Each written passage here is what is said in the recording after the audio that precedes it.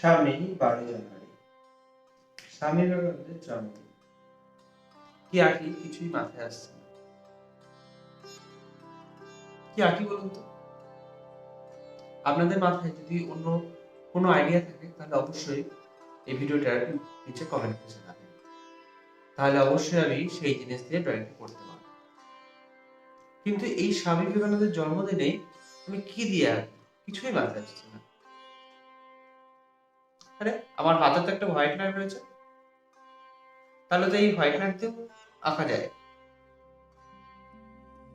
কিন্তু বিশাল চাপের ব্যাপার। যদিও আগের বার একটা রবীন্দ্রনাথের ড্রয়িং করেছিলাম, সেটা কেমন হয়েছে জানতে হলে অবশ্যই উপরের আই বাটনে ক্লিক করতে হবে।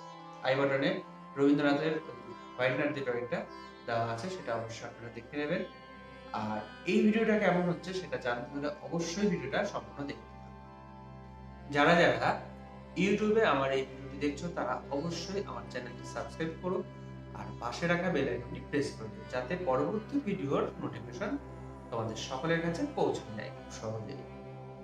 আর যারা আমার এই ভিডিওটি ফেসবুক পেজে দেখছো তারা অবশ্যই আমার পেজটিকে ফলো করে দিও, আর ফলো করে অবশ্যই ফেভারিট অপশনটা অন করে দেবে। তাহলে পরবর্তীতে তোমরা খুব সহজেই আমার এই ভিডিওগুলো দেখতে পারবে, বা পরবর্তী নতুন কোনো ভিডিও আসলে তোমাদের সকলের কাছে নোটিফিকেশন সবার আগে চলে যাবে। তাহলে ভিডিওটা সম্পূর্ণবার দেখা যাক কিভাবে ড্রয়িংটা করছি।